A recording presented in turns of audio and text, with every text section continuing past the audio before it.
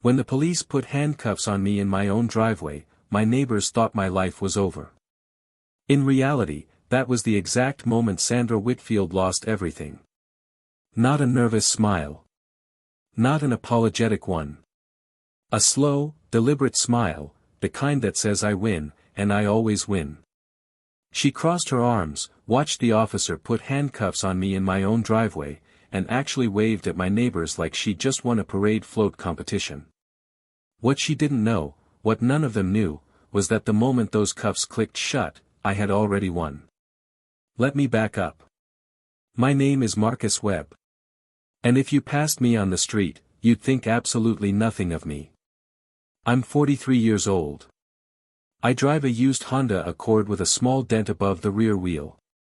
I wear glasses. I mow my own lawn on Saturday mornings in cargo shorts and an old university t-shirt that's been washed so many times the logo has almost completely faded. I bought my house on Clearwater Glen Drive 6 years ago, and I paid cash. Nobody knew that. I didn't advertise it. I just moved in quietly, introduced myself to my neighbors, Tom and Diane next door, the Okafor family across the street, old Mr. Bellamy at the end of the cul-de-sac, and started living my life. What I also didn't advertise was that for 15 years before moving to this quiet suburban street, I had been a federal compliance investigator. I specialized in financial fraud. I had taken down a city councilman, 2 regional bank executives, and a nonprofit director who had been stealing from veterans' funds for 11 years. I retired early. Not because I was tired of the work. Because I was tired of what the work cost me. My marriage. My sleep. The version of myself that used to find joy in small things. I moved to Clearwater Glen Drive to find that version again. Sandra Whitfield had other plans. She became HOA president 14 months after I moved in, and the neighborhood changed almost overnight. Before Sandra, the HOA was one of those sleepy, barely functional organizations where the biggest annual controversy was whether to plant petunias or begonias around the neighborhood entrance sign. Dues were $60 a month. Meetings were held quarterly in Diane's living room and lasted 40 minutes, including the time it took to pass around a plate of cookies. Sandra ran for president on a platform of restoring standards. She showed up to the election meeting in a blazer. She had a PowerPoint presentation. She used phrases like property value integrity and community accountability framework. She won by 4 votes. Within 60 days, she had tripled the fine schedule, hired a private compliance inspector named Gerald who drove a golf cart around the neighborhood taking photographs, and sent out a 14-page document she called the Clearwater Glen Community Standards Revised Addendum. 14 pages. For a neighborhood of 22 homes. The first fines started appearing in mailboxes 2 weeks later. Tom got a $100 fine because his garbage bins were visible from the street, on garbage day. The Okafors received a fine for having a basketball hoop in their driveway. Mr. Bellamy, who was 78 years old and had lived in his home for 31 years, got fined for a crack in his driveway that Sandra's addendum classified as a structural aesthetic violation. I watched all of this and said nothing. I paid my dues. I kept my lawn trimmed. I smiled politely when I saw Sandra walking the neighborhood with her clipboard and her oversized sunglasses.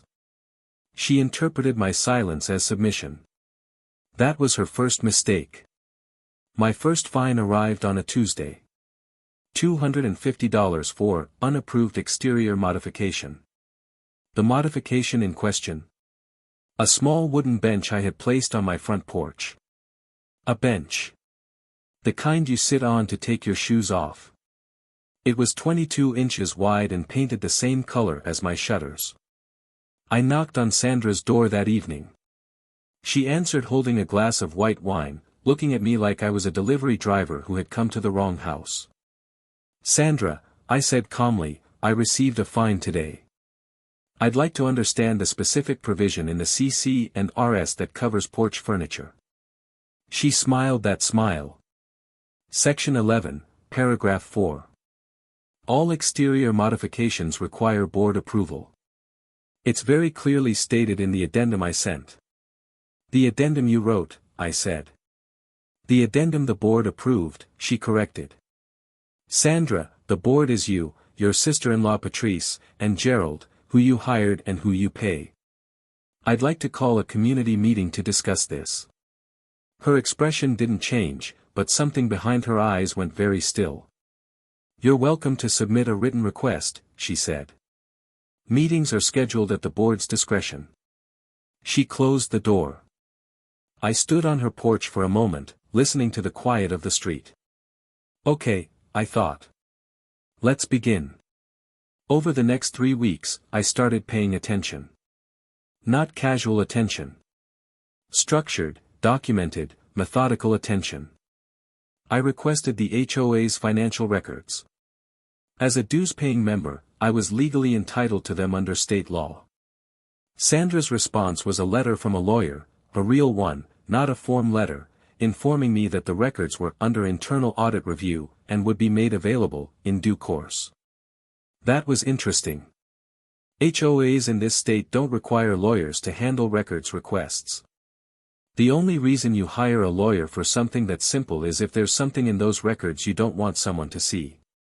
I submitted a formal complaint to the state HOA regulatory office. I also started talking to my neighbors, really talking to them. Not just waving from the driveway. Sitting down, having coffee, listening. What I heard was worse than I expected. Tom told me Sandra had been collecting fines in cash. He'd paid 3 of them in cash at her door because she told him the online portal was temporarily unavailable. He had no receipt. Diane said the same. The Okafors had paid over $600 in fines in the past 8 months. Cash.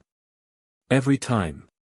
Mr. Bellamy showed me a letter Sandra had sent him personally, not an official HOA notice, a personal letter on plain paper, telling him that if he didn't address his ongoing violations, she would recommend the board pursue a lien against his property.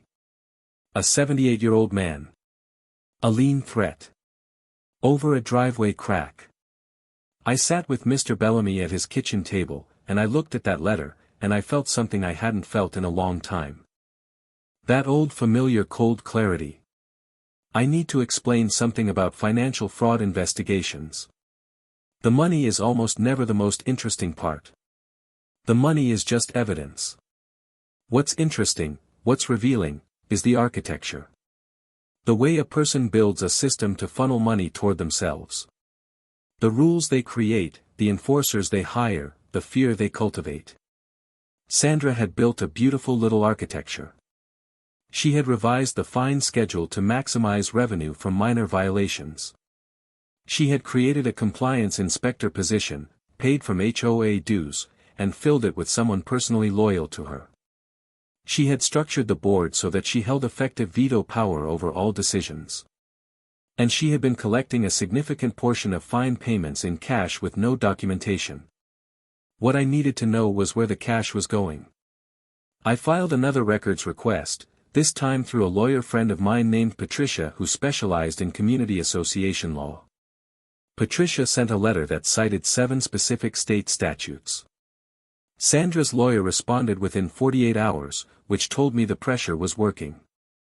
They released partial records. Partial was enough. In 14 months as HOA president, Sandra had authorized $23,000 in payments to a landscaping company called Premier Green Solutions for common area maintenance.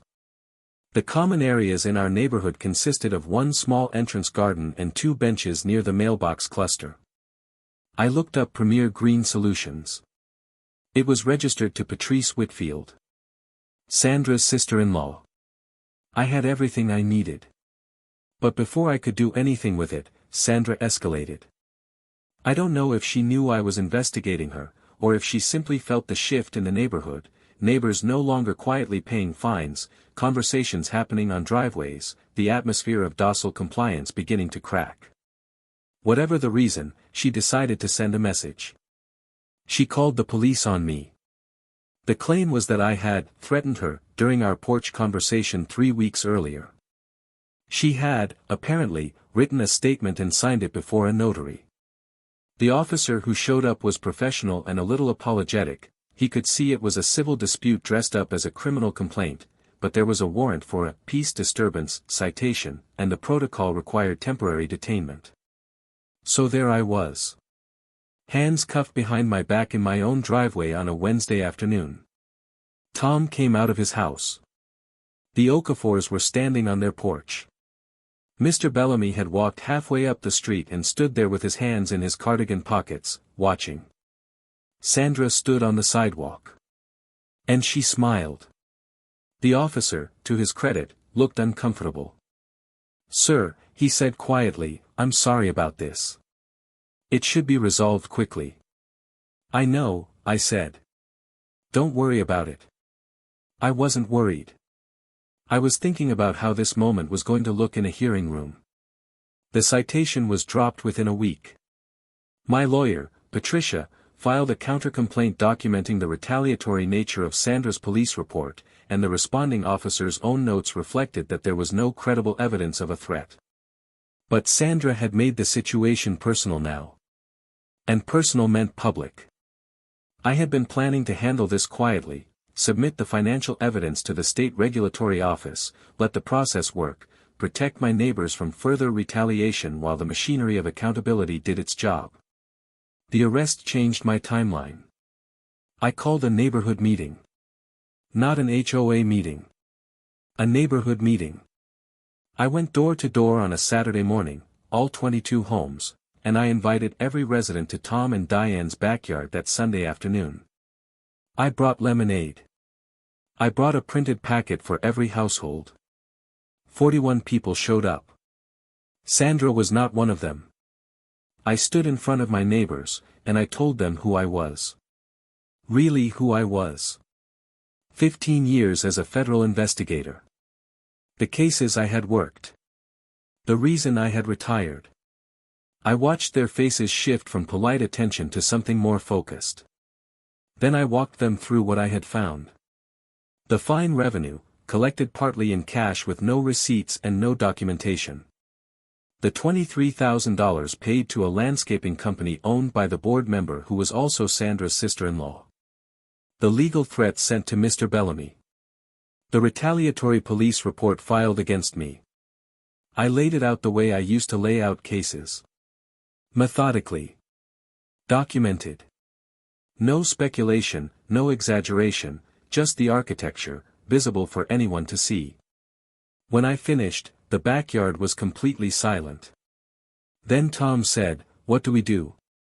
What we did was this.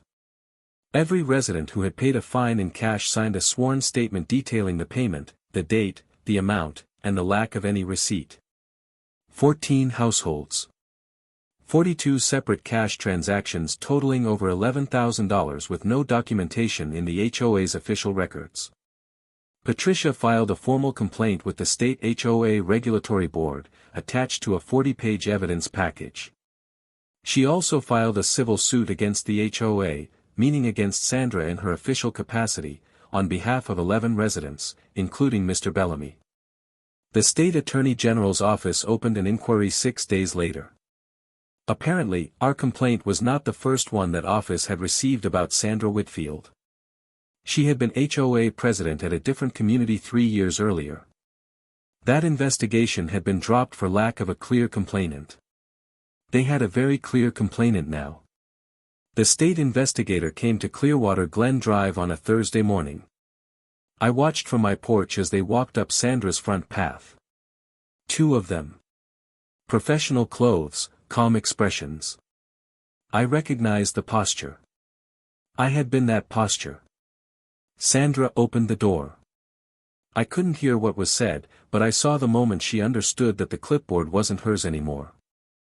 The final accounting took 4 months.